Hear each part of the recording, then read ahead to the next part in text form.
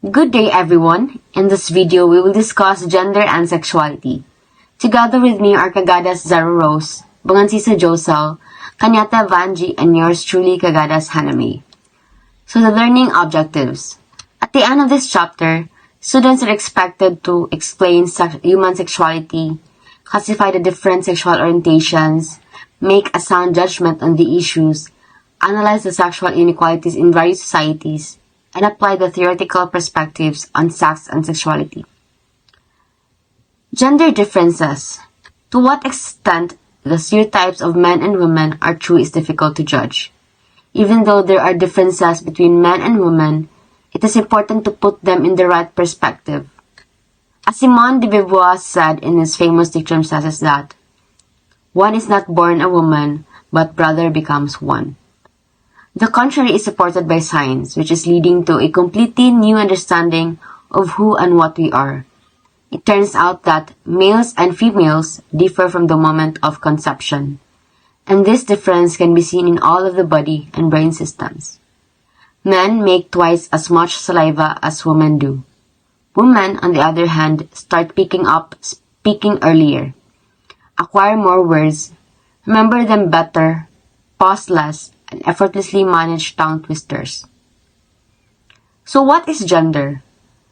Gender is the term used by many researchers, refers to perceptions about the differences among males and females. Sexuality is the quality of state of being sexual. If the sex of a person is biologically determined, the gender of a person is culturally and socially constructed. Thus, there are three types of biological sex: male, female, and intersex, which refers to a person being born with a combination of male and female biological traits, and two opposite poles in the gender spectrum, namely masculine and feminine. The principal theoretical and political issue that arises between it is whether gender is brought by a socially constructed phenomenon or determined by biology. Interpretation in sex and gender. During the 19th century, various medical theorists suggested that the female personality was determined by anatomy and women's reproductive functions, which were challenged by feminism. As anthropological research has also shown the cultural specificity of notions about gender, sexuality, and sex role.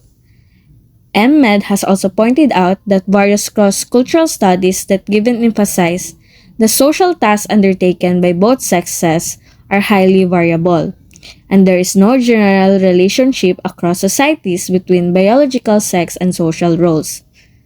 Some social psychologists believe that gender identity is an acquired behavior rather than a genetic trait. With the aforementioned traditional interpretation of sex and gender, there are critics that have challenged the traditional interpretation due to the following reasons. First is that as sociologists differentiate sex and gender, they tend to treat gender as an expression of sex, acknowledging biology as a determining significance. And second, they have failed to provide the interconnection between the economic subordination of women and its expression to the family and personal life, where the patriarchal domination of women, or how women stand in society, is reflected in familial and personal matters. Marilyn Fry says that the intergender system is basically a structure of power in her article on sex differences. She makes the implication that femininity is about subordination and masculinity is about dominance. She adds that even though there are no inherent distinction between the sex, we go to considerable lengths to maintain gender distinction. Even things like shampoo, deodorant, and razor blades are packaged differently for men and women. The way men and women move, talk, and sit is distinct from one another. Men and women are distinct from one another in a variety of needless ways. The basic purpose of reproduction serves as the foundation for sex variation in the brain and body, but they go beyond this.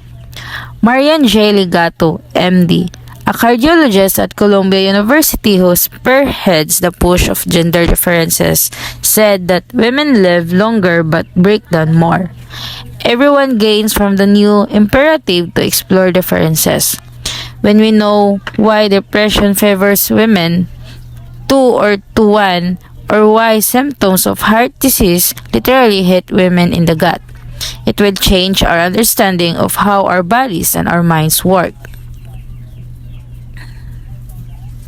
But whatever sets men and women apart, it all starts with a single chromosome, the male making Y a punny thread bearing a paltry 25 genes compared with the lavish female X, studded with 1,000 to 1,500 genes.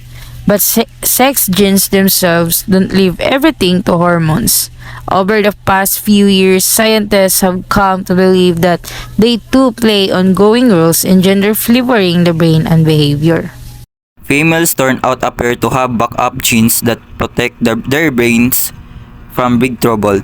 To level the genetic playing field between men and women, nature normally shuts off one of the two X chromosome in every cell in female, but about 19% of genes escape inactivation. Cells get a double dose of some X genes.